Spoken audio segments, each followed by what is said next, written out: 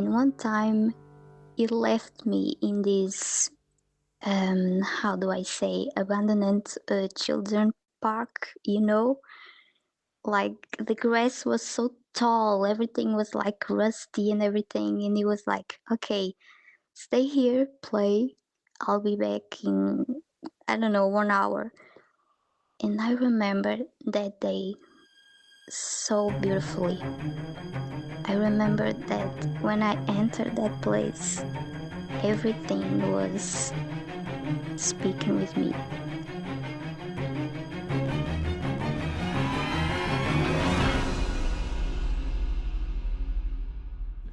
Yes, and many children see them too.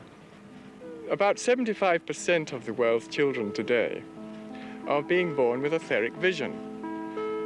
And when your children talk with people and have daydream playmates, the chances are they are actually speaking to some of these people, because these angels or angelic forces or nature spirits, as they're often called, will often make themselves seen. And all of a sudden I hear him go, whoa, or, something like that. So I look up, and as I look up, I see this thing. And I said, I've never seen a butterfly like you before. I know that the paranormal is real. Listen. As soon as I spoke to it, it turns around and makes eye contact with me. And then it stands upright. And it was at that moment that I saw it was like an orange light appear above this row of trees. And from this sort of orange light, this thing appeared. Its wings were actually like sycamore leaf shaped. And I started talking to them. I'm like, hi, are y'all the dwarves? And I would hear whispers that would say, hi, yeah, you want to play? And it wasn't just my imagination. And I had told them, I'm like, my dwarves, they like beer, And my dad's like, yeah, sure, your dwarves like beer. And they were holding a conversation, and his beer slid upwards instead of downwards, how the house was tilted. And him and my brothers jumped up. So I stopped calling out Adam, and I'm just kind of, my mind draws a blank, and I stop behind that tree stump. I'm pretty close to it now because I took a few steps forward, and I see this thing.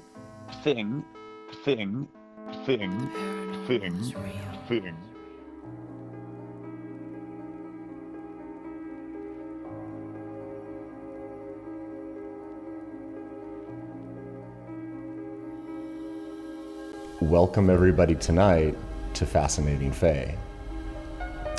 Tonight we're traveling to Portugal to attempt to talk with Carolina. Carolina, how are you doing on your end so far? I'm doing okay, thank you. Well, it's a rainy day, but I think it's perfect for this conversation. It's really out of my comfort zone because obviously I'm not super comfortable with English, but I will do my best, and I will do my best to explain things that are not easy to explain in a language that I'm not fluent, but let's see. Well, so far, your English sounds just fine. Okay. Very easy to understand, and we're off to a delightfully confusing start to this call. Yes. Which, for the audience listening, just so you can make some sense of what you've just been listening to, because Carolina, I'll probably try to chuck as much of that nonsense into the front of your episode as possible. Okay. Just for the record. So I did... Let me just go back a tiny second, if it's okay with you, Carolina. Yes. Thank you for that. Note to self, it is dangerous to reach out to fairy artists. Yes, I think so. Yeah. James, my proper name. I'm just reminding myself here when I listen back in editing. Don't reach out to female fairy artists that you feel drawn to talk to because it's going to get weird fast. But you know what? That's all to say that what just happened was that the continuation of the mysterious audio problems at the start of real fairy conversations have continued inexplicably yet tantalizingly into this call with Carolina here tonight. I don't know Carolina at all. I reached out to Carolina, but here's what just happened. We were talking in the call, connected. I'm like, woohoo, this is all looking pretty normal.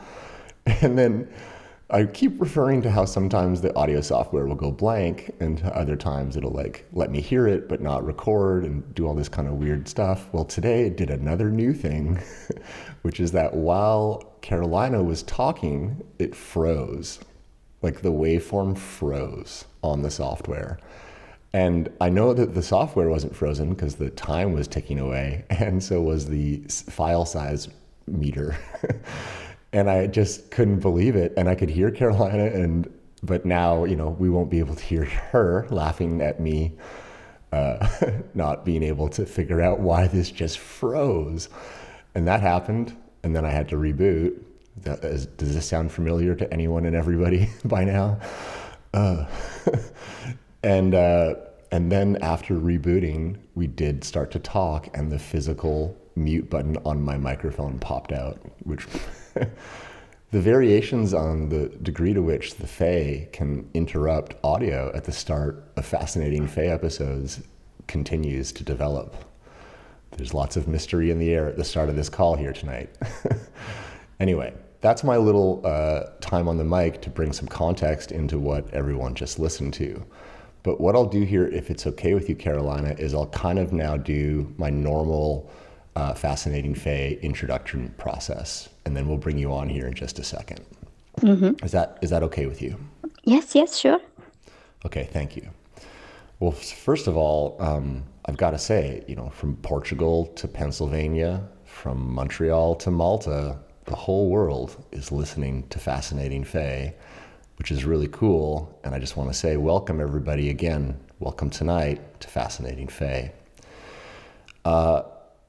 What's going on is that as I grow in my confidence around my job in hosting this show and this subject matter, I'm getting better at picking out people that I want to talk to. And you just heard Carolina very graciously set the stage, which is that, this is out of her comfort zone and she's not comfortable necessarily with English. So before we go any further at all, Carolina, thanks for doing this. I got to say that. I really appreciate it.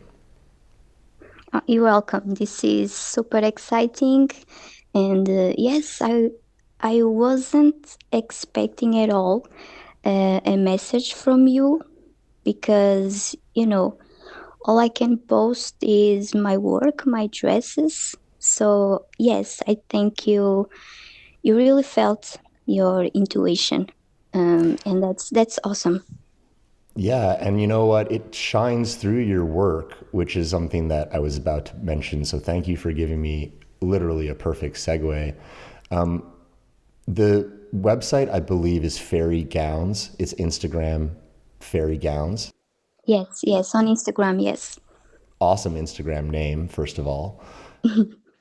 And I mean, we can talk about your dresses in a second, but for the audience listening, these are amazing dresses that like a fairy person, woman, whoever would probably be amazed to see and have to own for themselves. I say that because I pick up quite a lot of like Fae energy off of your work. It's very exquisite. It's really well curated. The beautiful touches and everything that you're doing with it is totally unique. And one of the things that I'm trying to do in part is my own kind of curation. I am like searching around and I'm like, who's doing original, unique stuff in this space? And also like, I just have learned real quick, if someone is dedicating their life to the Fae in an art form, one way or the other, I probably want to talk to that person. I mean, let's count down the list of women that have taught me that lesson. There's Danielle, there's Brett, there's our new friend Becky from Australia, Claire. I mean, even Jem is also like a singer in a band. That makes her an artist as much as anything. She also is a creator in her little she shed. I mean, it actually, if you peel back the layers, it's quite a lot of the audience. Katie and her creations, Leaf, even Frozen Wolf is creative. I mean, it just goes on and on. Alex, I mean, probably a third of the audience is actually trying to get this itch that they feel about the Fae out of their head in one way or the other. And for many of the people that I've been privileged enough to speak with, their sense of that is so profound that they get very deep into their work and end up becoming masters and quite skilled and making these beautiful, truly like, you know, standout works of art. So I do think you fall into that category, and I don't really see anybody else doing what you're doing. So like I said to Becky, and like I've said to others, I do want to just congratulate you on doing something original and stunning. And I hope everybody goes and checks out Fairy Gowns. So that's my little intro on your work. But to finish, because I'm supposed to be doing my job as host, let's drop the following points into everyone's ear so that we can carry on and let you have the mic here tonight, Carolina. At Fascinating Fae, we do not try to convince anybody of anything.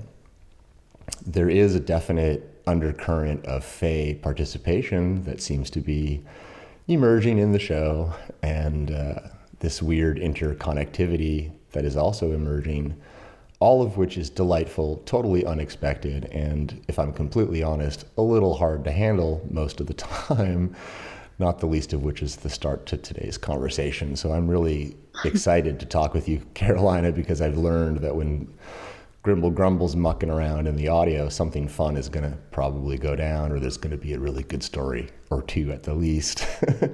No pressure, but, you know, it's just my sense of things. So, and you did say a second ago that I did follow my intuition, which piques my interest as to what you're now going to tell me. But what Carolina is about to tell me is not clouded in any kind of pressure, because here at Fascinating Fae, we just let our guests tell us basically anything and everything that they want to, that they feel comfortable enough to be honest about in relation to their exchanges, experiences, and other type of involvement with the Fae.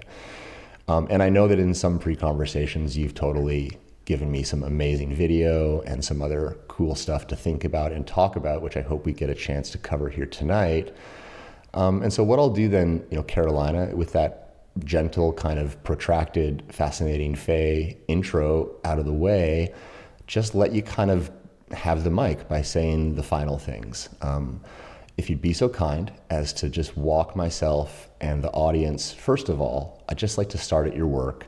What got you making these incredible fairy gowns? And do as much as possible to talk audio about visual things to the audience and tell us, you know, what they look like. So what got you started in this particular art form, and tell us what they're about, please. Yes, sure. Thank you for that intro. It's amazing. And yes, I know that we have a lot of artists in this community. And it's not surprising because, you know, creative ones need to be vulnerable, I think. And that's why so many of us have a direct connection with the Fae. And I'm really happy that my work is showing that.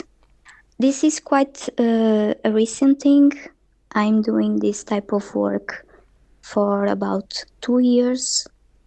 And it was the Fae that got me started in this type of fashion, quirky thing. Because 2 years ago, I was really struggling to, you know, trying to survive as a full-time painter. So I was always a creative, and I always try to survive in a way doing something that I love, something that is genuine and in connection with what I am. But it was very, very difficult, and I was super depleted. And I was also going through a heartbreak, so it was kind of a difficult time for me. So I remember that, I didn't have anything to lose. And so I remember that I started to pray a lot with the universe. I speak a lot with the sky, and I remember I had a conversation with the Fae, and I tried to do it just the way I used to when I was just a little girl. Just being super vulnerable, feel them. And I honestly, I asked them just for one step. I was like, can you please just show me just one step, just something I can do to hold on for a few months or 1 year, because I knew I wasn't ready to give up my creative journey, but I needed to shift something. I needed to start something new. So after a few days, I was just like thinking a lot about how I always loved unconventional fashion, unusual things. And I was like, I'm going to make a fairy dress. I'm going to make it. And I'm going to use all kinds of materials that I like, antiques, all of those things that I search online, and not only. So I made my first dress, and then I made another one and another one, and I started adding them to my Etsy shop, and here I am. It's going okay. It's still kind of a rough path, but I mean, I think many creatives know that it's just something that it's difficult for some years sometimes, but I'm really happy doing this. It's something very intuitive, and you know, having one of my dresses, when I see photos of my dresses in a wedding, in a celebration of love, it's it's a feeling that it's so good. And yeah, about my work and how I started, this is how I started. And I know the Fae have a huge influence in my life. And my work is just a tiny reflection of it. Wow. I haven't stopped smiling the entire time you were talking. First of all, your English is awesome. Your choice of words is far more articulate than most native English speakers, and I'm sure everybody listening will agree with me in giving you that compliment. Also, some of the most amazing things you just said there that I want to remember forever is that you speak with the sky a lot. I love that. I just love how that made me feel when you said it, and I love the way it sounds too. I'm going to start speaking to the sky more as well. Just before this call, I was totally having a moment thinking about air, just how air is everywhere and you really need it, and it's just all around you. And what a weird gift that actually is. But maybe that's why when you said that you speak to the sky a lot, it really stood out to me. I've got to say, after listening to you speak, it totally affirms what I felt when I look at the pictures of your gowns, which is that if someone were to slip into one, they would basically drift past the veil. And you know, that's really beautiful when you talk about somebody wearing them at a celebration of life. They're on that level that you would wear them at your wedding. I do think they're that quality, and kind of like we're talking about, magical element to them is unlike other things that you might wear at a special day like that. I think your gowns could actually go into a lot of occasions, but a wedding is certainly one that comes to mind. I'm glad that someone's doing that. Anyway, again, for the audience, please take a look over at Instagram, Fairy Gowns. If I may, one of the things that is cooking in the back of my mind around this show process, and like this show is about you, but I do want to say this, for whatever reason, it's just coming up that I want to say it. I'm so stoked on all these fairy artists that I'm getting to know. My mind has totally like changed around this subject matter, and now I'm like turning into my old James again, which is great. That's awesome.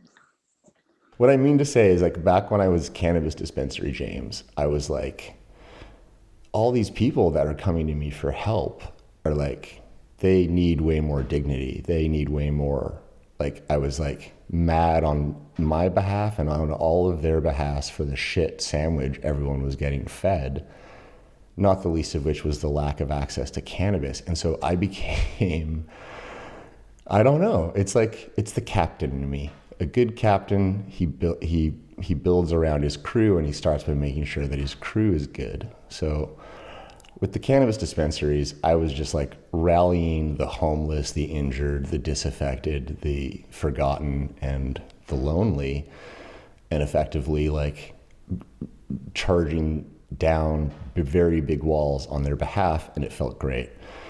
The fairy thing is kind of weirdly analogous, because although there's an interconnected behind the scenes world of fairy people, the mainstream doesn't take it seriously, and the mainstream didn't take cannabis in Canada seriously either, right? And for that matter, the mainstream doesn't take animal rights seriously. So I'm starting to kind of like feel like, well, not only should you be full-time clocking these out, like in a world of billions of people, so should Brett, so should Danielle. And so one of the things that I hope my efforts, which are my own efforts, they're for my own reasons, they're my own efforts about, I want this show to grow. It's like, I know that I want it to grow so that in the next, 3 years, 1 million people find this podcast. And that means that 1 million people are going to listen to your episode and come to your Instagram.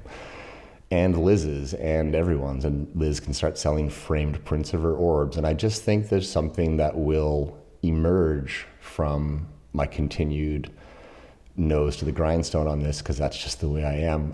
When something's working, I just get in there and I get really obsessed with the fact that it's working. And I do feel like, for whatever weird reason, this fascinating Fae thing is working. It's actually working. It's working, yes. Yeah, I don't even know what it's working means, because I didn't set out to achieve anything, but I can feel kind of like that movement happening that it reminds me of when the cannabis dispensaries were working. Because it was like, back then, it started me with my life savings on a hope and a dream, hoping I wasn't going to get arrested or robbed. And then, grew to like, it was just bananas. I mean, there was never ending lineups out the door for 5 years. And, you can't prepare for that. It just happened, And so what I hope, my true dream, as I start to feel beholden to all these people that have come and told me their stories, as I start to now feel that sense of captainship again, like, oh, I got to take care of the crew. I got to get this boat to shore. I got to take it the whole distance, like that's my way. So when I listen to you talk so beautifully about your work and the vulnerability that I get the privilege of being, showcase, like, because everyone comes and is vulnerable to me and tells me their truth. That's such a privilege, and then becomes in its own way a responsibility. And there was a moment where I was going to like stop doing this because it was too much fairy stuff. Like the stuff we started with at the start of the call. Like imagine just every day, like, you know, your computer's talking to you, or your fire alarm's talking to you, or your like birds are coming to your door and singing to you in your dreams. Like at a point, you're going to start to feel like you've lost it. But what anchors it is these conversations. Yes. And it anchors it in a way that, you know, for everyone listening and for you as well, I offer my pledge. I'm just going to keep doing this. I'm going to keep, with my own resources in the background, telling everybody this is true and hoping everybody clicks in. And the format to get there is just that simply contrarian strategy of, we're not here to convince anyone of anything. Let's just all talk about this. Yes. So Carolina, thanks for letting me say that. I don't know why I felt the need to say that. Maybe it's because you're just such a beautiful communicator. You and everybody else is so like vulnerable, and in some ways, because of art and the nature of art, everyone is always on the edge in that community. Yes. And you know, when communities come together, they just generally speaking become stronger. And because I'm not really part of this community, I get the kind of like outsider's ability to draw it together in a weird way, because there's no agenda, because I just saw a fairy one time. And that's why I'm fucking doing this at all. So and that's the fairy way. That's what works, is not wanting it, and then it ends up happening anyway. Like Becky said, you just keep getting pushed onto that path. And I really feel that when I listen to you about, you know, that journey. And so can I ask you, what was the first step that they were kind of saying to you? Like when you asked them just one step, do you remember what it was that came? Well, yes, all of that was just me honestly trying to connect with myself, with them, speaking sometimes out loud. And, you know, things kind of happened in a way that I cannot explain even. You know, I know that in a matter of days, I just had this idea, and I bought some materials. I had a vision. I knew that I wanted to make a dress, a fairy dress. And that's what I did. It was something super energetic in my body, you know. I really love that you're aware of yourself in that way. I hear it a few times as you're talking here. That's powerful for everyone listening, to know that like across the world, in Portugal, there's a woman who has this connection with the Fae, feels it, and then is also allowing it to kind of work with her and through her. I've got to say, like sometimes when I'm doing this show, like when I'm making it and or when I'm editing it afterwards, I feel like my hands are shaking almost. Like I get so excited, you know? That's amazing. I can't put it down, or like an idea will come to me to like what song goes with something.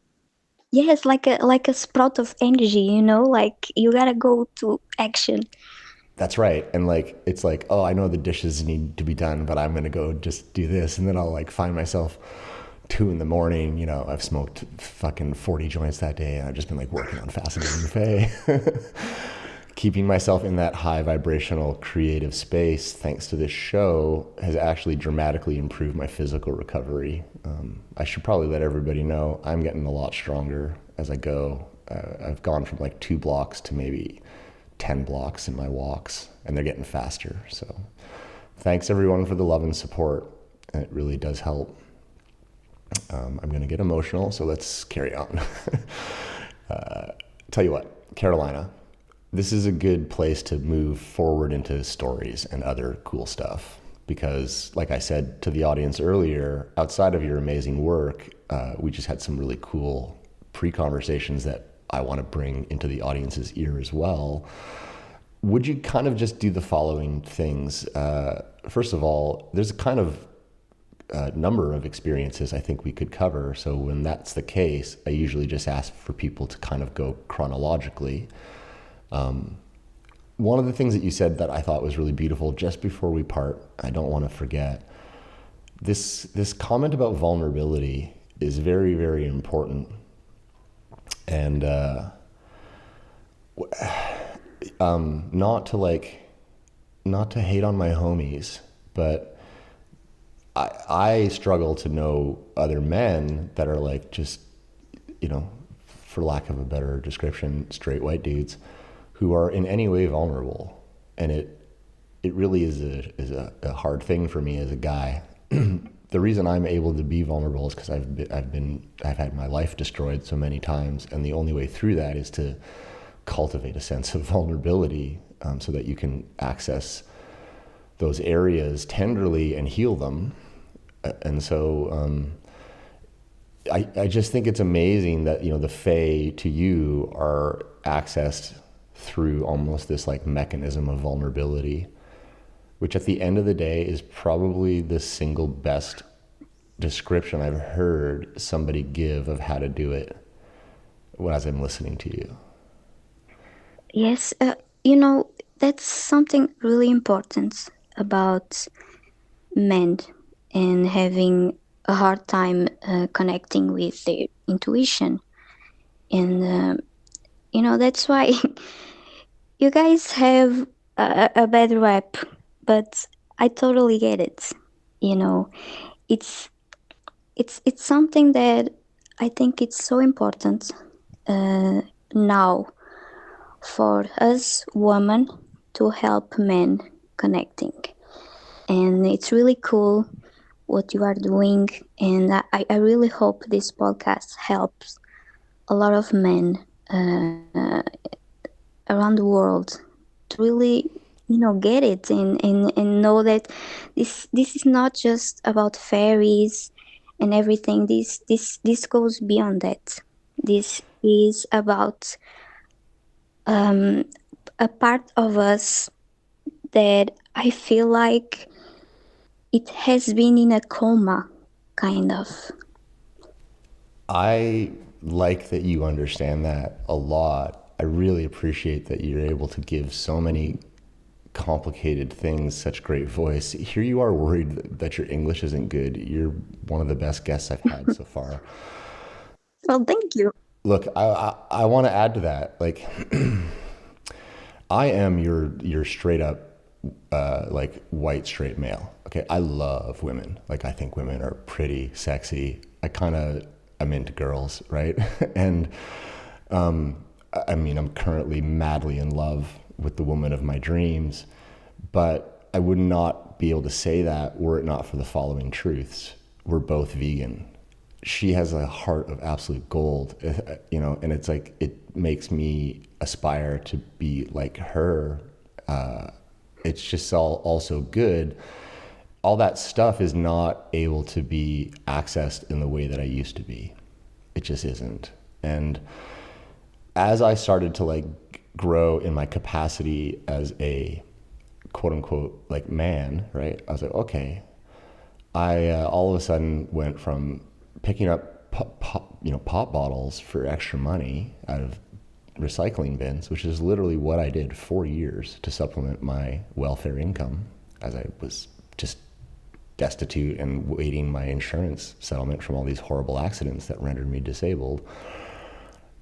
And then I all of a sudden like had money, was in the news, had respect, had lineups out my store, had, you know, eventually publicly traded companies coming to me with millions of dollars in checks, and watched as the groundswell, you know, it wasn't just myself. There's hundreds of people in Canada that advocated for the work, but in my little part of the world, I did a disproportionately large amount of that work, and eventually the whole country flipped. And when I started, it wasn't anywhere close to that. So I got to see the journey of what, because it's an interesting mix. I was extremely mad at my circumstance, but as I kept trying to get better, my anger was not serving me ever.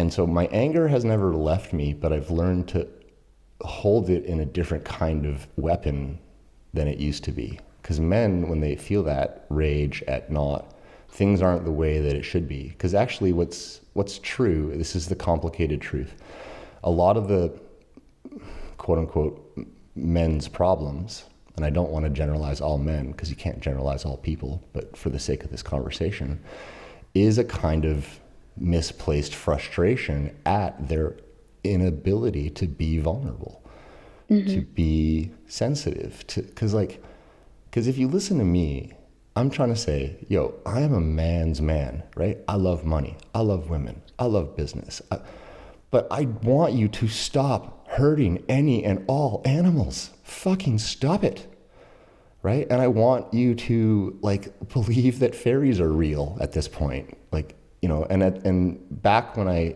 could, and the way that I got into that mentality was, I want you to stop taking these horrible medications and take these plant medicines instead. And it's along the way, every part of my personhood that has grown in power has always come down to being a champion of letting people get back to what is true, which is that this is a gentle, soft place. We shouldn't be hurting each other. We should be gentle with our minds. And those kind of agendas are totally the contrary agendas to what is basically available in most circumstances for men. Men's work is usually very toxic, especially if you're going to go work in trades and stuff like that. You're not going to find sensitivity. You're not going to find, why not? Why aren't we building houses with chill vibes and adequate breaks? And I just don't understand. There's no place for the sensitivity in a competitive world. And so that causes men to have to abandon what they have inside them, which is a soul, just like women, just like kids, just like old people, and they have to wear this armor for a while from, let's say, about 16 to 60, before they are allowed to put it down. And they have to be this fucking guy. They have to just do, in competition with all these other men, shit that none of them actually want to be doing. And so, men have to, first of all, take responsibility, not be helped by women, like you said. That's the first thing, is men have to do it themselves. But it's really refreshing and encouraging to hear, I think, both you and I talk about it in this way, because I want my bros to be free from their armor. There's this great book called The Unbroken Field by Dr. Michael Greenwood, which I read a few times. And it was really true, which is that I was rusted shut in my suit of armor. And the only way out of that fucking thing was to cry. Because it was rusted shut and I had to get out from the inside, And eventually when you do get out of it, you put that armor down and you put it away forever and you never want it again. You don't want the fight anymore.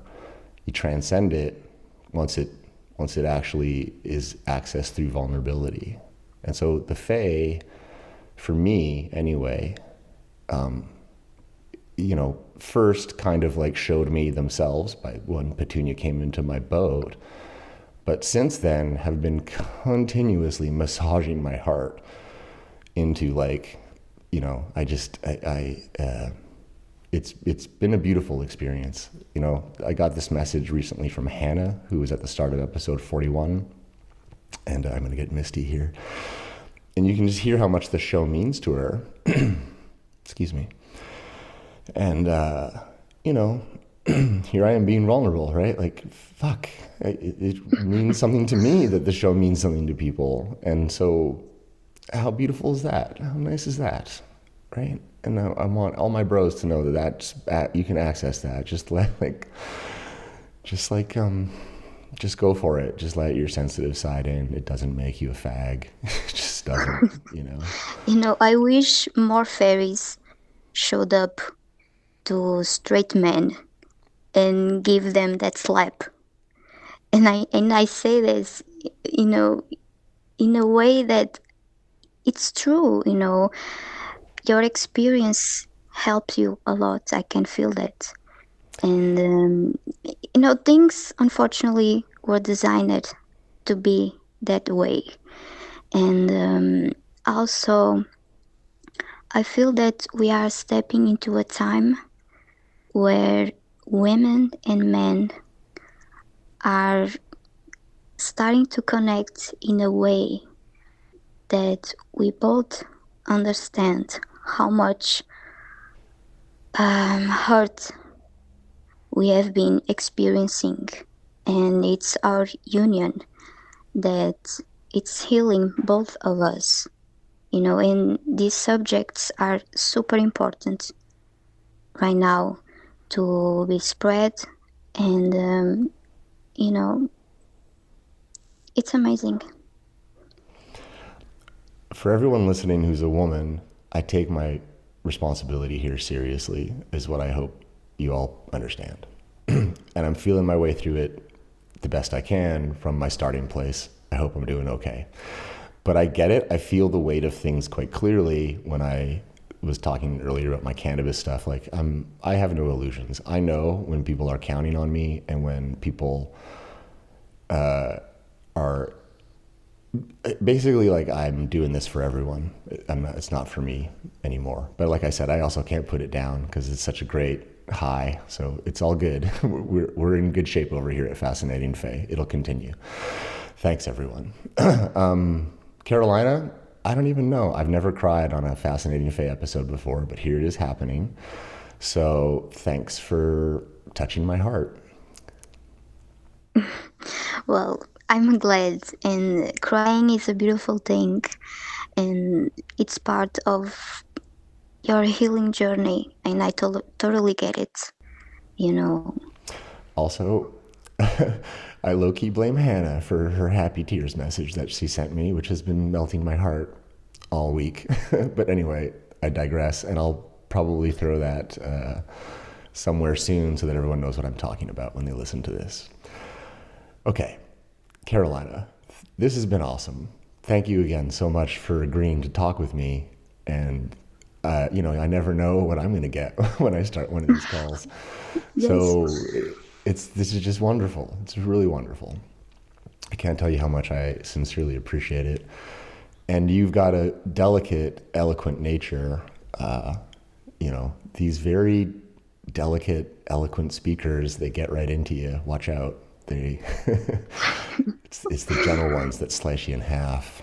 But compliments aside, and I do mean that last one quite sincerely, because there is power in that for sure, and you're a good example.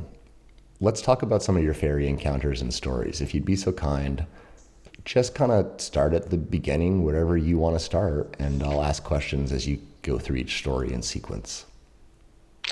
Yes, unlike your usual guests, they have super intense experiences and everything changes from there. I told you it's not my case. I had some peculiar experiences, but the Fae, it's just something that I always knew. It's real. It's part of me. It's part of my journey in this life. And I can tell you about when I was a little girl.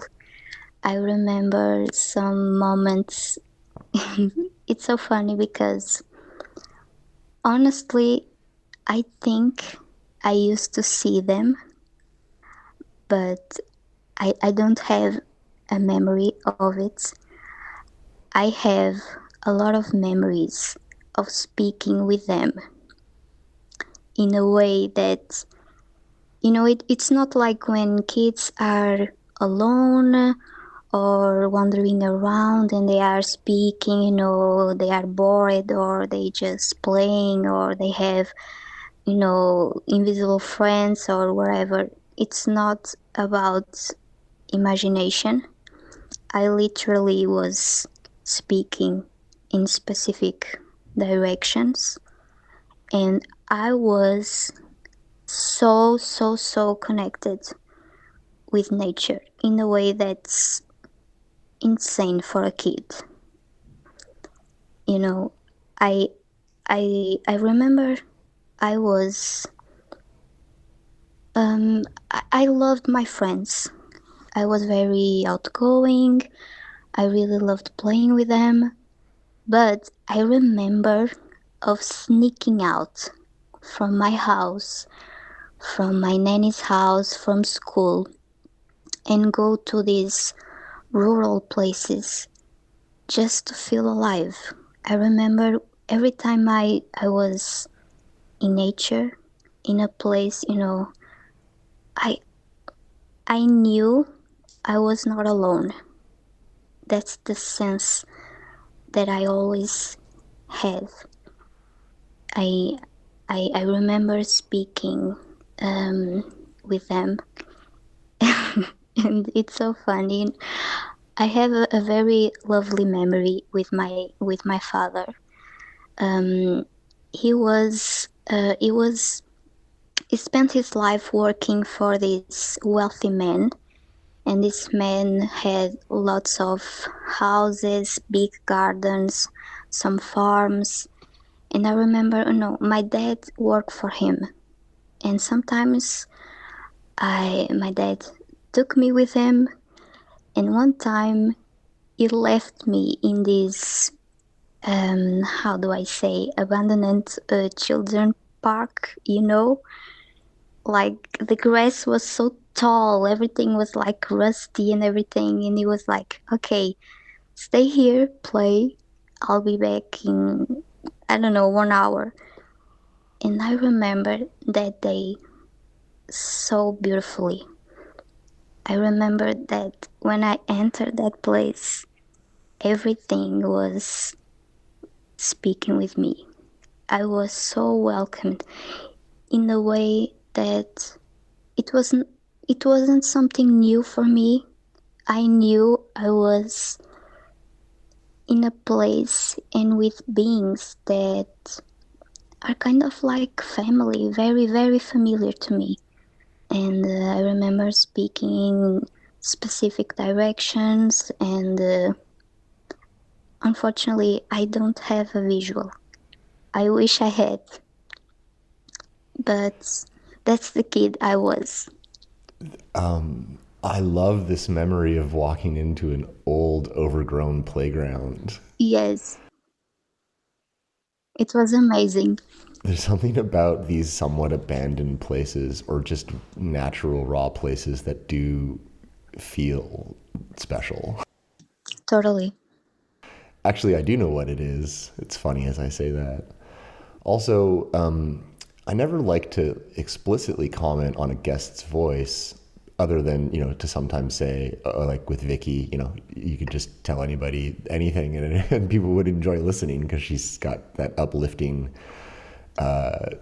lilt at the end of every sentence that she makes, which is so captivating to listen to. But as I listen to you, I'm like, certainly you do sound quite a lot like a fairy. Well, thank you. Yes, my voice, it's usually the first comment when someone meets me, it's my voice. Your voice is truly unique and captivating, and one that I'm extremely happy to collect and have tickling in my ear right now. So thanks for all that. But I was listening to Becky talk, and she was like, people say I kind of have like a dragon energy. And then as soon as she said that, my ear shifted. And as I listened to her, she kind of, like in a really cool way, she's kind of got like a kind of dragon energy in her voice when you listen back to it. And it's caused me to now go back and listen to a few people, and I'm starting to, like, a good example, a really great fucking example is Ron, my first guest, because he says to me one time offline, sorry, I'm so hard to understand. I'm a reincarnated gnome. Maybe we are. And then I thought about it more, and I was like, that's a really funny thing to say. You're a reincarnated gnome. Sorry that I'm so hard to understand. But then I thought about it more and I was like, what do gnomes like to do? They like to be in the garden, they like to dig around. What did Ron do his entire life? He was a municipal works guy. He just like fixed broken sidewalks and, park benches and made paths and did stuff that even a municipality did. He was like a fixer guy in a truck, which is so gnome when you really stop and think about it. And I listen to you and I think, well, yeah, Carolina's a fairy and she's like back here on Earth in human form for a spin, making fairy dresses for the Fae. It's a good scenario. And, clearly like Brett is like an ooky spooky. She's awesome. I love her. She's got this most wild upcoming story about barbecue sauce, which I won't spoil for you, but for my openly gay guests and audience members, the fag comment earlier, I mean, I've got to say, and I've said it before on the show many times, when somebody is openly gay and is telling me a fairy story, Ren comes to mind, Alex, Chandran, I don't actually think I dropped this comment to you, but you catch a lot of hate saying you saw a fairy or that fairies are real. And like to do that on top of being openly gay is immensely brave. And a lot of the openly gay men I know, and many of the ones that have come on this show, are a lot more man than a lot of these straight white dudes I'm making fun of. So it is what it is, and as I do my job in authenticity of walking this fairy path, all of a sudden, I just hope that I'm doing an okay job of including everybody, because I really do think that everyone belongs. And the point that I make is not to soften what we were saying earlier. Men do need a wake-up call, and women do hold a key to allowing that to happen. It's kind of like we each need to hear from each other that it's all okay, and that we see each other, and that because one of the weird things about conflicts or traumas or disharmonies is that they tend to cause if a disharmony is splitting two things apart, the tendency of that is for the two things to continually grow farther and farther apart.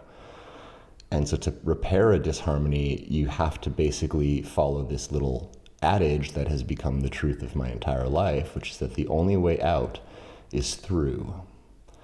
And so, the only way out of your toxic masculinity is to work through it. You have to acknowledge it. There's no miracle cure. You have to actually do the work. And knowing that you've got a woman, or in the case of any person, another human on the other end who's encouraging you and receiving you to be sensitive, to be vulnerable, is a gift. So for all those people out there that are holding somebody struggling to get to their vulnerable side in space, by giving them that permission, thanks. Because I didn't do it alone. I had a lot of people, not the least of which is this woman I keep alluding to, really show me the way back to my heart. Many guests on this show, and tonight with you, I think that really shows everybody that that's what's been happening a lot of the time with me hosting these episodes, is people do affect me. I'm not just talking to people and I'm like, haha, cool, I got a new episode in the bank. I care about everybody that I'm talking to. It's just my way. So anyhow. No, thank you for saying that, and I'm sorry, but I just want to add to what you're saying that I completely understand. And to be honest, I had one perfect example in my family about this, of being a man and the fae together, because my dad passed away in 2018, and I remember my dad being a very serious man. emotionally unavailable. He had a very harsh education. He was part of 17 kids. My grandma had 17 kids. It was wild back in the days. And I just want to tell you that it's so important to have people around you that help you with this thing about vulnerability, because it's so important. You know, now that my dad passed away, I'm starting to get to know him more than ever. You know, and I understand why he was the way he was, and he was a special man, and he didn't had I guess the right support to share his experiences and everything, because I do believe he had many experiences with fairies, and not only. And if I can, I'm gonna tell you just a brief moment I had with my mom recently. We were both at the beach a few months ago, and I was reading a book about fairy encounters, and she was smiling at me, you know, that smile of, oh, my daughter is so cute and strange. And but she asked about it, and I was showing her a little part of the book, you know, explaining a fairy encounter and everything. And she looked at me and she said, you know, you are so similar with your father. And she got emotional, and she told me, I wish I was more open about things I don't understand. I wish I was more open with him, because I know your dad saw a lot of things he couldn't explain. And you know, back in the days, we simply didn't talk about things that are considered strange and unusual. And I know my dad kept inside a lot of things I wish I knew. Wow, Carolina. This is a fairy conversation for sure. This is. Yes, it is. I really feel deeply what you're saying about your dad. Like, your storytelling really takes me there. Your dad working for this man, not really having a chance in the context of one of 17 kids. Wow. Mm-hmm. Your father sounds incredibly stoic, actually, to me, in the way that you're talking about him. And it brings to mind, I don't know why I'm so sensitive today, but I just am, because I started crying a little bit there when you were talking about your dad. It's like, even Albert, who's come on the show, you know, Albert, if you're listening, bro, I love you. I just want you to stop drinking as much. You know, I had to put down the bottle entirely. What happens to sensitive men too is that substance abuse can become a problem, because no one is going to take you seriously with how you're feeling, what you're seeing, what you're experiencing, what your intuitions are. So you can either numb them, which is what a lot of people do, and then therefore just fit right into the norm and carry on. Or, you know, if you do let yourself lean into it, it's extremely isolating, basically, as a guy, to, like, you know, try to crack up a conversation with your bros about. Completely. Right?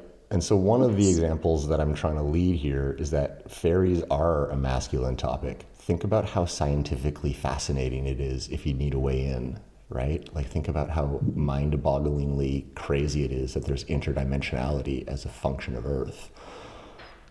Who cares about the wings and the sparkly colors and the music and the song? Just focus on that if you need to find a way to feel manly about talking about fairies. That's how I got my way in. What the fuck did I see? You know what I mean? I have since come to realize that art is a literal channel between dimensional veils, and that a woman like Danielle can create a conduit between dimensions for a fairy that I saw, and therefore has now deepened my understanding to the point where I realize there is a emotional component to this, there's a soul component to this. Of course, yes. There's a magic component to this, But if you need a way in as a guy, let's talk about how the hell other dimensions exist. Let's just figure out how to get over there. You want to build a big machine like CERN and figure out if we can get over there by, recolliding atoms? I don't know. Some people have theories about what CERN was really attempting to achieve. Some people think it was trying to get to another dimension, in effect, with a machine. But I actually think that the way there, if there is a way there at all, is through the machine inside of you, which is your heart. And so if we're programming that machine, tonight's conversation is essential code. That's what I think. Yes,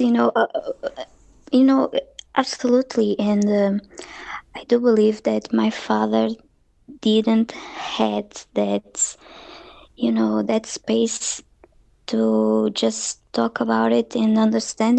Can you imagine being a guy like that with a background so strict, and all of his family, and not only, every time he tried to talk about something, it was like, what? No, no, no, no, no, stop there. And he swallowed a lot of things alone. And I remember my mom told me, sometimes I was looking at him and he had that look like he saw things. And I was like, what did you saw? What's going on? And he was just like, never mind. I don't know. I don't know how to explain it. And, it's really important, and it's a key for men to really know that it's safe to explore and to be open. And, I hope this podcast and this conversation really helps a lot of people, I feel like it will, because I feel like it's helping me, even though I'm participating in it, which is the mark of a good conversation, because I do try to be here for these talks. Also, I want to say, because it's coming to mind, since we're continuing on this conversation topic, which I'm really happy we are, by the way, just so you know. I did speak to a woman, Mitzi, recently, and she and I came to a moment which is very important to bring up in the context of what we're talking about here. It's not just men who are afraid to talk about this, because she told a story about how she was in a long-term relationship with a partner. Both of them had multiple shared visual and other experiences in the home. Later, they became estranged and were getting divorced, and there was a child custody matter as part of that divorce. And during that proceeding, the man used the fact that there were many Facebook posts from Mitzi and other evidence that she was talking about this event and these encounters against her in court to show that she was unstable and unfit to be a mother. Oh, wow. So saying you saw a fairy is brave. Yes. And it's not a weakness that your father didn't have someone to tell. It's a strength that he was able to carry on without being able to tell somebody. Yes. And you are clearly a daughter in the tradition of your father with your connection to the Fae. I feel that there's a bloodline aspect to it, at least in part, where people born to sensitive people will be sensitive themselves, to be sure. And if you're born to two sensitive people, I don't know if it's in the mitochondria or what, but I have an upcoming episode where I interview a man and a other man now, but during the time of many of the encounters that are being discussed, this is a father-son scenario where the son was starting to clue in to this phenomenon like you're talking about around 8 or 9. Imagine if when you went into that abandoned playground, you had a father with you who totally was able to talk to you about what he saw, and that if you saw something, that the two of you then diaried and explored about it for the next 20 years. Well, that's what happened with this father and son. That's beautiful. It's truly remarkable, and honestly, I've never heard or seen anything like it. It was actually a secret between them, even within the context of the family, and it produced volumes, and I do mean volumes, of drawings, diaries, and writings of these experiences and visions from 8 all the way through to 19 with Tristan, Father Robert. And so that episode's upcoming. They're actually coming on twice. What's amazing about this set of information that we're going to receive there is that so much of it, from like the perspective of an 8 and 9-year-old kid 15 years ago in his diaries, is identical information to what adults like, say, Albert is describing seeing, for example, or like what I'm talking about seeing. So from the mouth of babes, as it were, but really, at the end of the day, any person, man, woman, child, old, black, white, female, male, it doesn't really matter. You run a risk actually being part of this subject matter and, like saying this is all true. One of the reasons Brett is so awesome is she just somehow, in her quirkiness, just like walks that line, and like no one would ever second guess Brett that fairies are real. Yes. Or like even go there with her, because everyone would just be like, oh yeah, that chick knows fairies are real. Totally. It's just so strange how certain people do have that thing going on. If someone saw me walking down the street or looked at my Instagram prior, they would have had no idea. But I guess it's just a compliment to you, Brett, that you embody this all in a aesthetic that is bang on. So congratulations for that, if nothing else, outside of your incredible talent as well, obviously. But jokes aside, and talking about other people aside, I just kind of wanted to throw all that in there because we were for a moment saying it might be, a focus that men are not given this access. I think there are women who can't talk about it with other women, just like Becky was saying she didn't even really feel comfortable telling her fairy meditation circle about what had just happened. Oh, I definitely get it. I mean, I don't have a friend, female or male, that I can openly talk about it. My friends, all the people that know me, they get it. They know, okay, Carolina, she's into some stuff that we don't really get it or like it. And that's it. I never have conversations around these subjects with any of my friends, unfortunately. It's something that it's not even a thing here, you know. I'll tell you what, 2 things. Number 1, you do have a friend now, me. We can talk about this stuff anytime you want. And 2, hence the importance of this goddamn podcast. We all need each other in dialogue.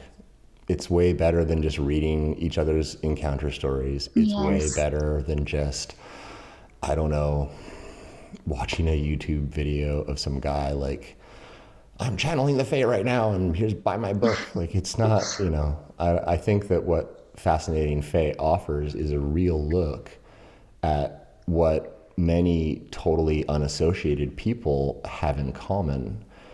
And that commonality is they're aware that the Fae are here. Absolutely. Yes. Knowing something that other people don't know will make you do weird things. It made me break the law and sell marijuana at a huge risk. It made me buy an old boat and paint it tip to toe like orca whales and sail it around, setting off smoke bombs. It's making me host a fairy podcast. You could argue I'm a lunatic if it hadn't been all so successful for me. So, follow your intuition and you'll be surprised where it will lead you. And, I do want to be leading the charge as much as I can so that this success I keep alluding to reaches everyone who's tuned into this all, because the more I think about it, the more I realize that joke of fortune favors the bold is a very fairy thing, because they're watching and looking for the special ones that see them. They're watching and they're looking and they're wedging their way in with little messages and hints and guidances. And the more that you're open to it, the better it gets. And it actually speeds up the more you start to realize it's happening. So it's really a self-reinforcing type of feedback loop, the fairy feedback loop, I'll call it. Started off with me I've got open ulcers on my feet. I can barely move. I'm going to try to do this thing.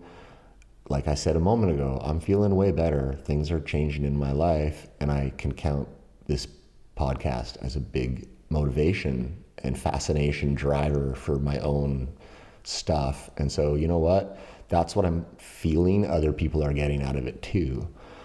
And so that's good, because I'm getting that out of it. So I want other people to get that out of it too. That's how it works. You want for others what you want for yourself. And tonight, Carolina, you've contributed so much value to that, whatever you want to call it, healing aspect of Fascinating Fae. You've done a really good job of giving it voice and adding a bunch of that shining fairy light into the mix for everyone listening to receive and listen back to over and over again whenever they need a little pick-me-up. I love the story about your dad. I love the kind of deep insight around what it can actually mean to know about this stuff. It's not all good. It can be a detriment in your life if you don't have the right community. And so if you're alone and you know about this stuff, reach out to the Fascinating Fae listeners who want to be with you in community. Fascinating Fae Fan by Fairy Finder is a good place to start. My Facebook page and Instagram are okay. I'm usually just there talking about episodes and stuff, but that's the place where I think that's going on right now.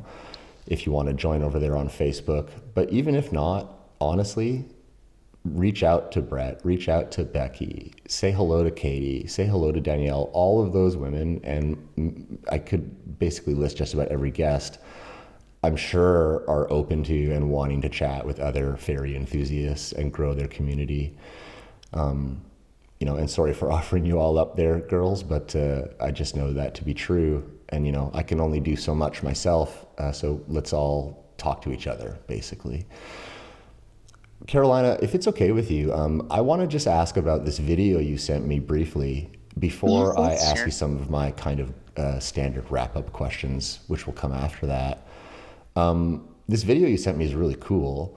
I will post it for the audience, but I'll let you talk about it. So why don't you talk about what's in that video? Yes, well, that's a video I captured it almost 2 years ago. Yes, it was in 2022. And as usual, I was outside at night and I was connecting with the sky. It's just something I do. It's, after a long day, I like to just be outside in the dark and just breathe, looking at the beautiful stars.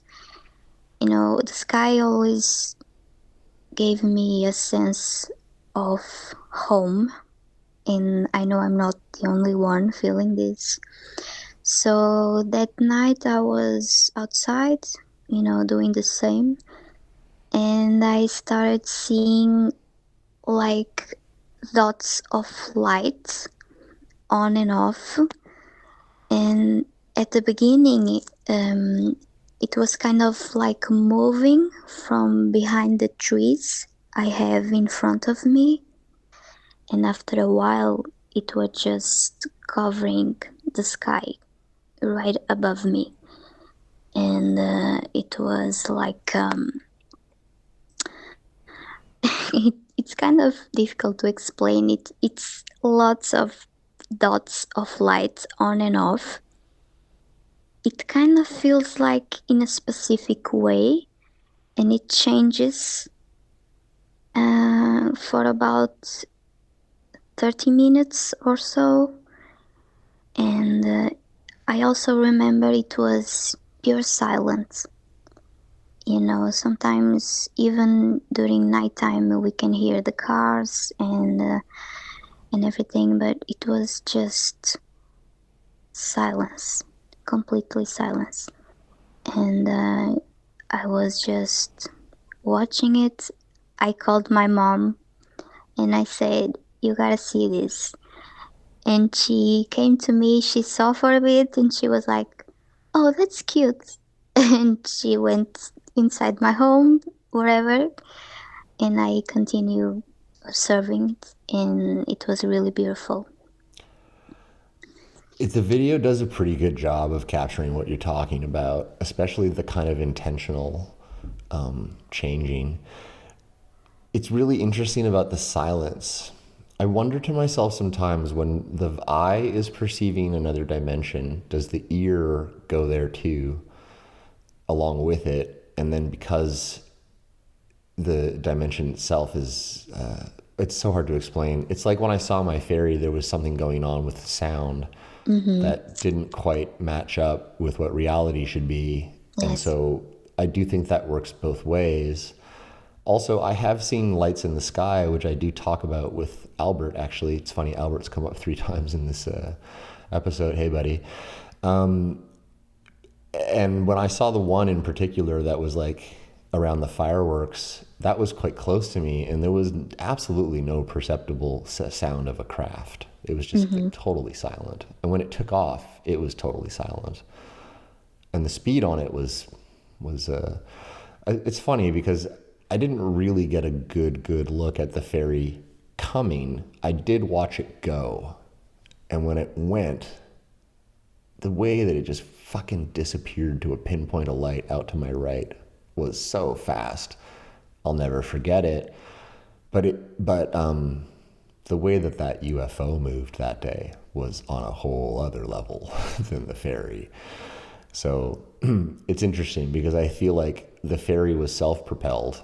The craft was totally like with an engine of some type faster than that, which makes sense because a car is faster than a person running. And the Sasquatch I saw moved just like a fairy does.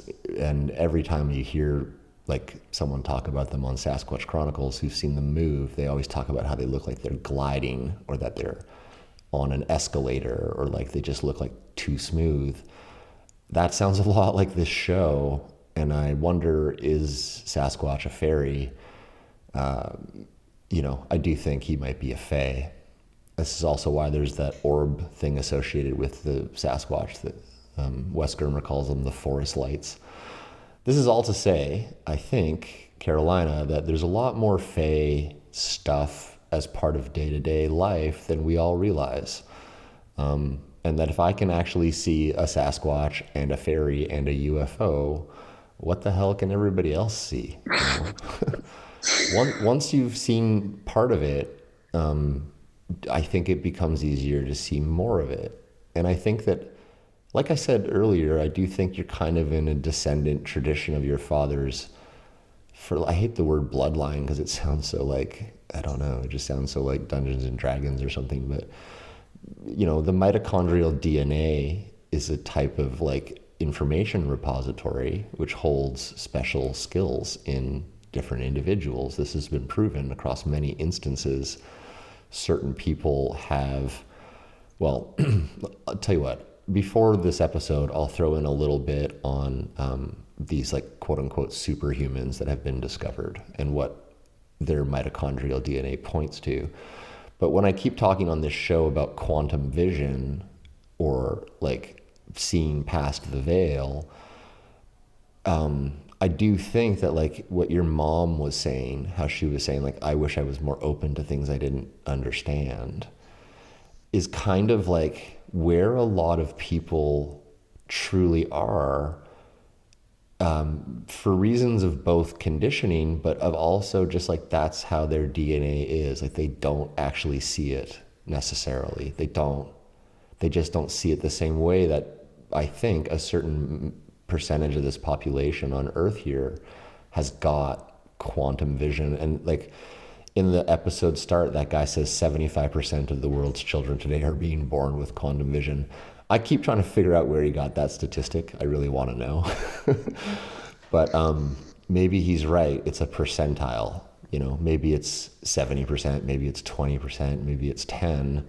I think part of the problem is that there's an actual kind of DNA division in the population between people that can feel, pick up on, sense, and otherwise perceive this stuff, and those that can't.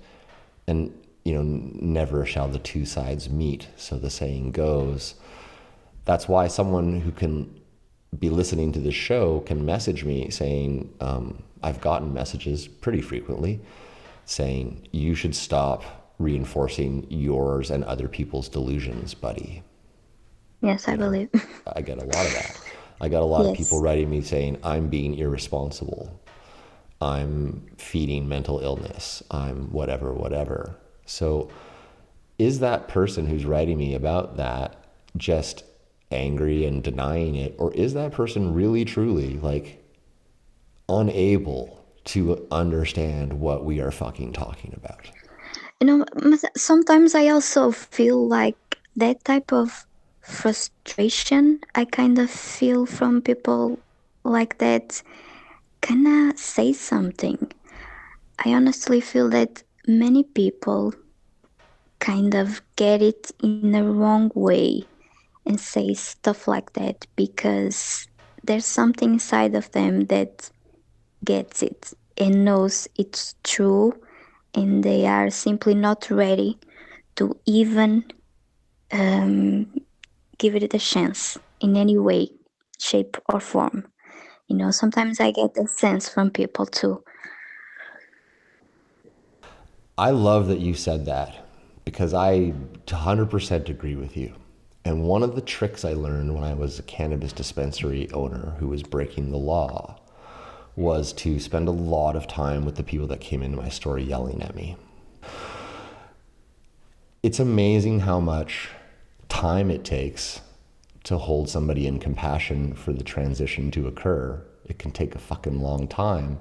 But if you have the patience to recognize that those that are angry at you when you're doing something that, let's say, is like abnormal, need you to have that extra patience is a big lesson. It makes me think a lot about the fact that, you know, in Portugal there, you don't have a strong community, and yet you're still brave enough to carry on in this way with this, you know, unshakable understanding and putting it into your work. Like I've said to so many of my guests, you're really brave, Carolina. And I think that that's true. Like being brave in isolation without good friends to talk about stuff is hard. Yes. It's hard. My friend DK, not to carry on, sorry, but my friend DK, he and I would talk about this stuff. And that's why I miss him so fucking much.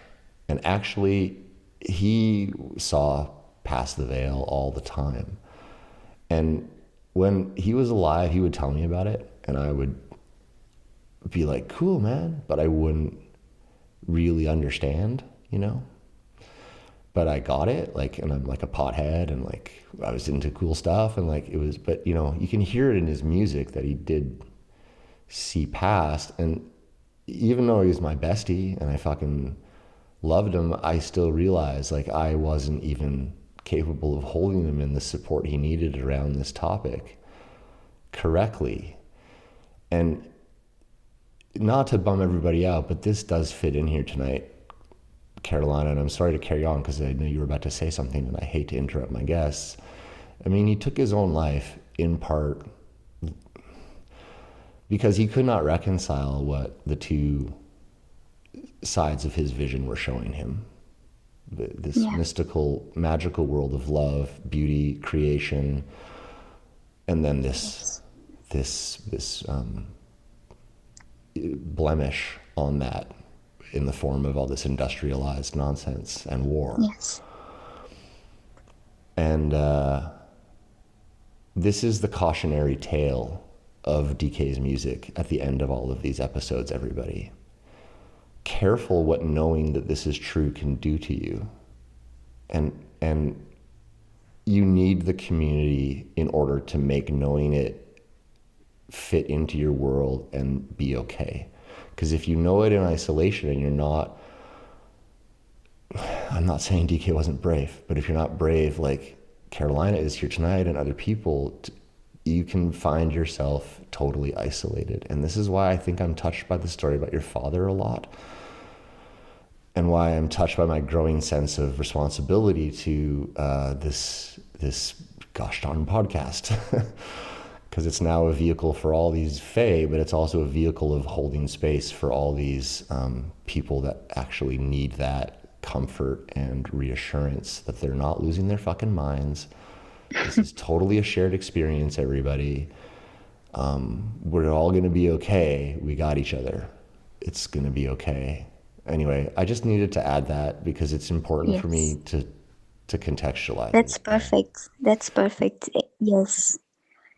I get it. That no, I just was going to say that I understand that very deeply.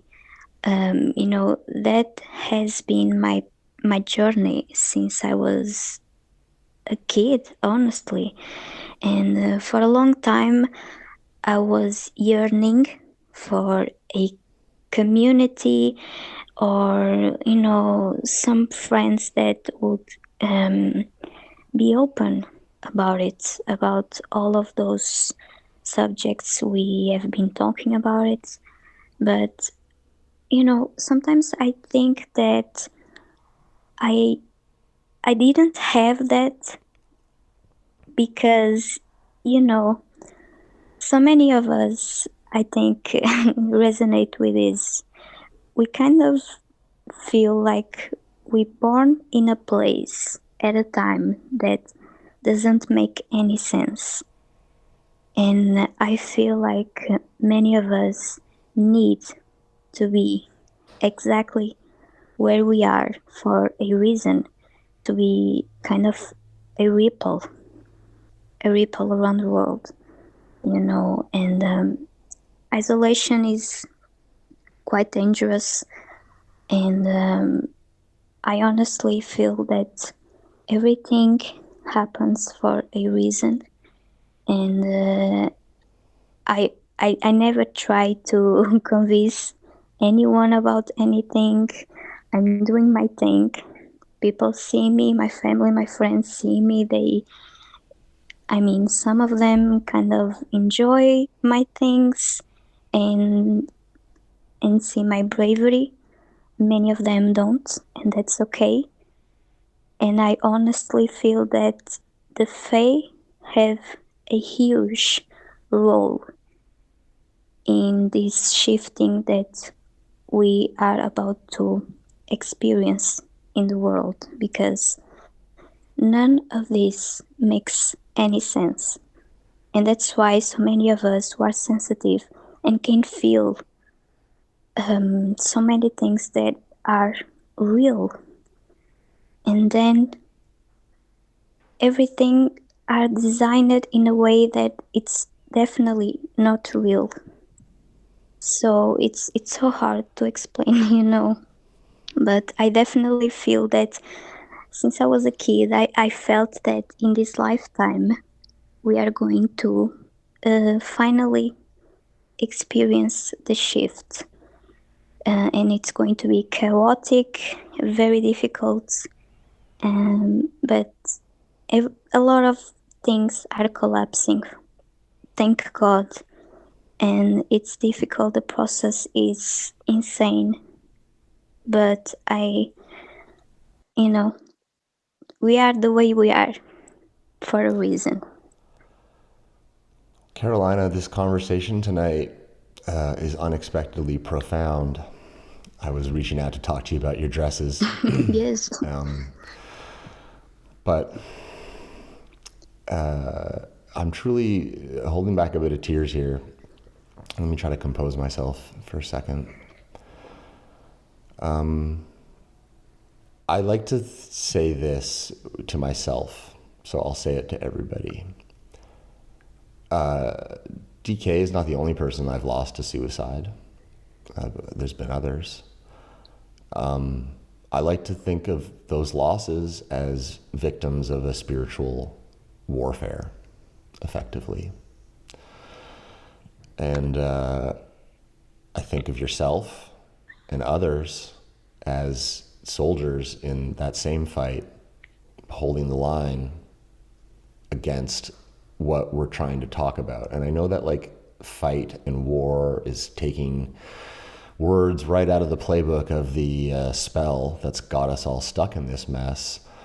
But it's basically true what we're all saying, which is that none of this makes sense. And so what that logically tells you is that it's a construction against you. If you look at the world logically, everything in it makes sense. All the nature parts flow seamlessly into the other nature parts in harmony and beauty. And we're forced, unfortunately, through choices big and small that all of us collectively are participating in, into a type of attack against truth. There's a post I saw on Instagram recently that said, "Nothing has radicalized me more than spending time in nature." Yes, completely. And so when you start to realize that the very act of keeping you out of nature and of killing nature around you is a type of attack against you, you can either become despondent and ultimately kill yourself like DK, or you can find a type of creative outlet to fight back against that, which is what I really feel you mean when you say we're all where we belong to create ripples.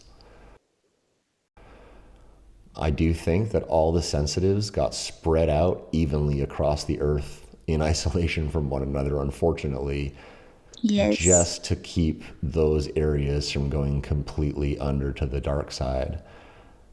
So, stand in solidarity, all of my fellow fairy warriors.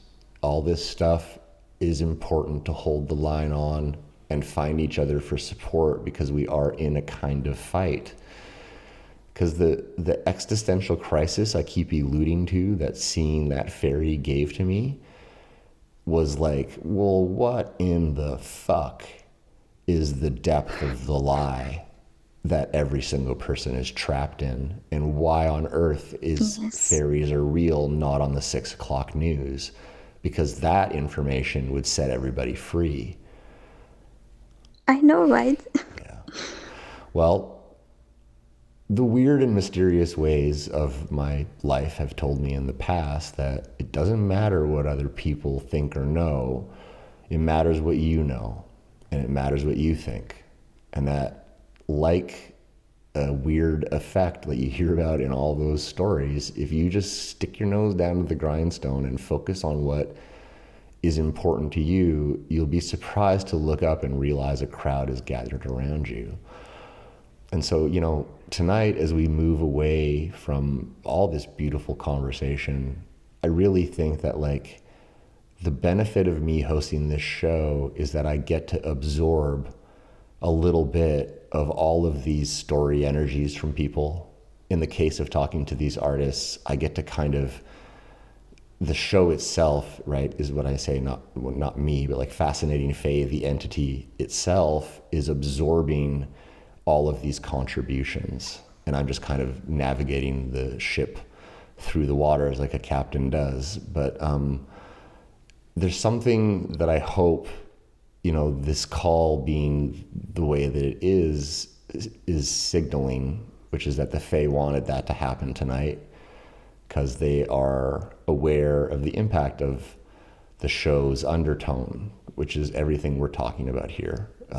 All of these touch points about what seeing the truth really does mean and what that kind of risk and impact is on the flip side, and how it all actually needs to be taken quite seriously, with the goal, I really think, if there is one, of getting this narrative like really firmly back where it belongs, which is into the main consciousness. Because if there's going to be anything that's needed to stop us from continuously destroying this planet and fighting and killing and subjugating one another, it has to be some type of deeper understanding outside of ourselves. Yes. The Fae are already here. This is what I keep saying. We don't have to wait for aliens to land to give us our aha moment. We just need to look back within and to what is around us already and nurture that. Yes, I agree. Yes. It's like the self-work I keep referring to. The only way out is through. We already have everything we need to fix our problems right here. It's screaming at us from the woods and from the fields and from the ocean to use it in harmony with itself and amplify it in that feedback loop that it's capable of doing. Because Earth just endlessly produces stuff and grows and grows and grows and gets bigger and stronger and more abundant if you let it and if you help it. So we couldn't ask for a better partner in our healing, which is nature itself. And the Fae animate that whole game. So without an understanding of them and without a partnership with them, I don't see how we're actually going to get out of it. I don't think it will ever come to a stop through just men sitting around a table signing an agreement that they're going to stop killing and fighting. It has to come deeply, deeply, deeply within. And so on behalf of like me, the straight white guy in this mix tonight, I do want to say thank you, Carolina, for possessing this beautiful silo of strength on this subject matter. Your tiny little voice and your tiny little fairy self are quite mighty. In fact, on second listen, I'm sure everyone is going to agree with that compliment. I'll tell you what, I've got to ask this question to all of my guests, and I'm excited to ask it to you here tonight because of all this beautiful dialogue. There's no right answer, as you know, and there's no wrong answer. Mm-hmm. Oh, geez, before I go any further, I forgot this entire time to say something I really wanted to say. Thanks for listening to Fascinating Fae all the way in Portugal. Oh, thanks for doing it. It's amazing. I just get so much out of knowing there's people all over the world listening to this jam. It's so cool. Anyway, what do you think fairies are? Well, fairies are amazing beings like us, except they remember, and we have been living in this kind of coma. I know it's dramatic to say, but it's really what I feel. They know us, and we know them. And for everyone listening, give it a chance. You don't need to see them. If you are open to connect with nature, with them, you will find so much about the real you. And I believe they have a huge, important role in these times we are living. And I am deeply, deeply grateful for them. Wow, I love asking this question. It's a beautiful answer. I agree with everything you said, in fact. And so what I'll do next is I will do a little bit of housekeeping here, as I truly have nothing else I could possibly say other than that's just totally beautiful, and I agree with you. I really do. Thank you, Jim. I'll do my housekeeping. Think about your final words to the listeners here tonight as I say the following things. Well, everybody, tonight you've been listening to Fascinating Fae.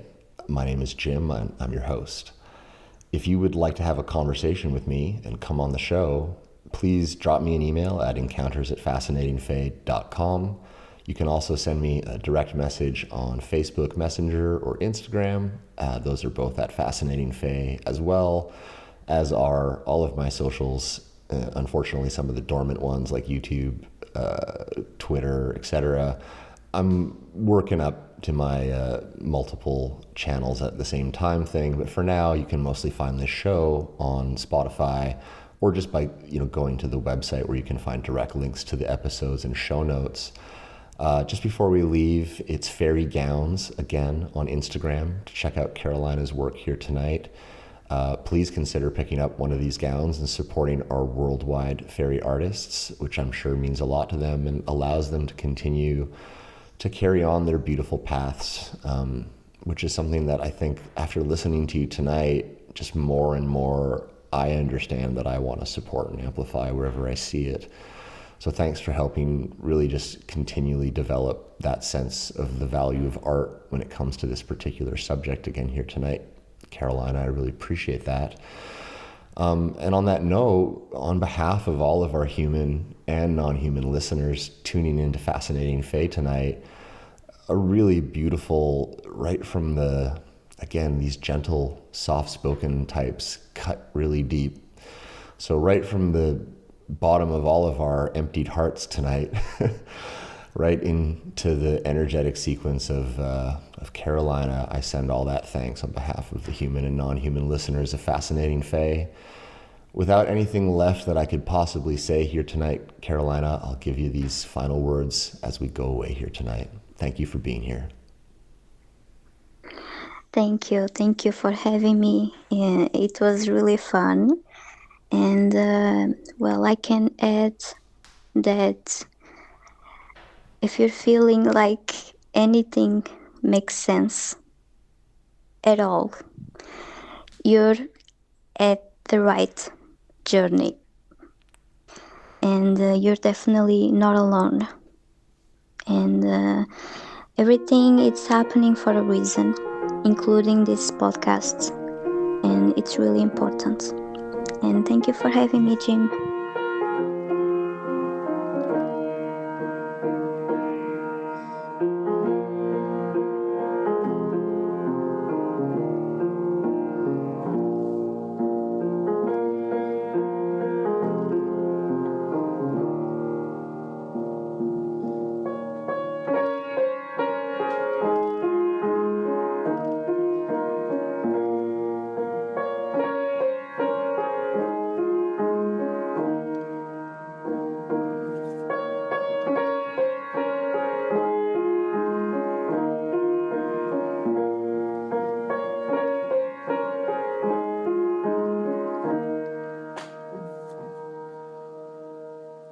Like a deadhead floating in the water, no, I can't be saved. Like a dream you can't remember, I am gone. From the cages of creation, I am calling for the way, searching for salvation from it all. And life is a labyrinth and I don't know where to go. And everything is magic in a way. Yes, my life is a labyrinth, lost the trail not long ago. Dead, solid and destined to decay. Like a ship without a rudder, I am floating to my fears, longing for another set of sails. A crumbling captain on an ocean made of tears. Mutiny within me is at play. And life is a labyrinth and I don't know where to go. And everything is magic in a way. Yes, my life is a labyrinth, lost the trail not long ago, desolate and destined to decay.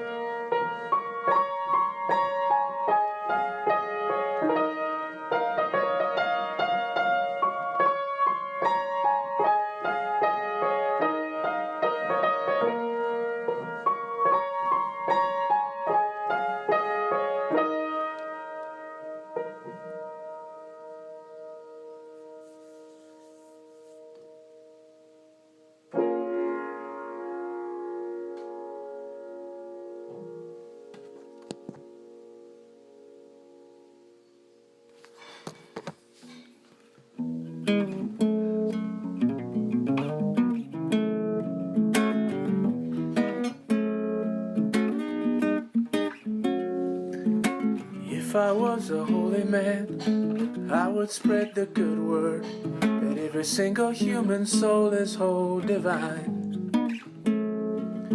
But still I'm just a lonely man, though I've got the glimpse of truth. Within this brain and body I'm defined. I see the people are walking in the world, they're wandering around aimlessly. They chase the mighty dollar till they die. They need the money to make it marvelous. They're molding us too much like sheep. A multitude of madness lies we buy. I wanna live in a world where we take care of each other, hold and embrace and share with one another. And we send prayers to the others, holding the space for them to recover, so they can discover their mother, patiently waiting, sisters and brothers. It's time to rise from the slumber, wake from the dream, and learn how to love her now. For the day has come to turn this ship around.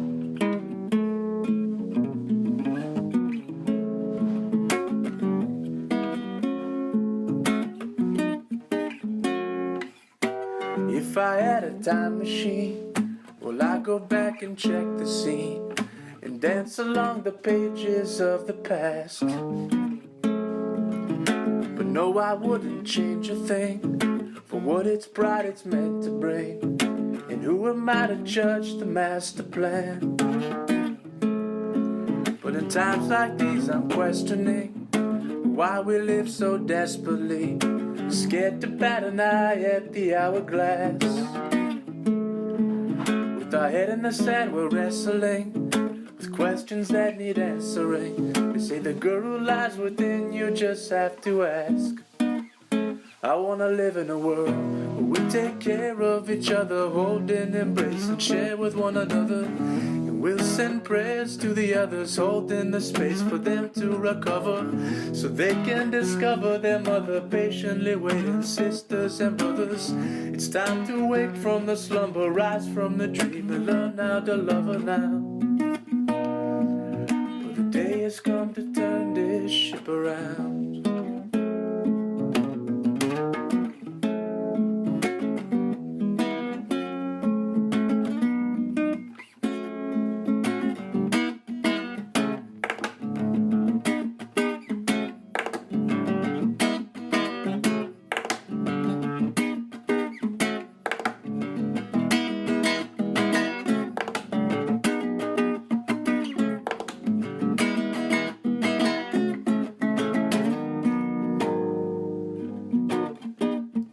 I wanna live in a world where we take care of each other, hold and embrace and share with one another. And We'll send prayers to the others, holding the space for them to recover, so they can discover their mother, patiently waiting, sisters and brothers. It's time to wake from the slumber, rise from the dream, and learn how to love her now. For the day has come to turn this ship around.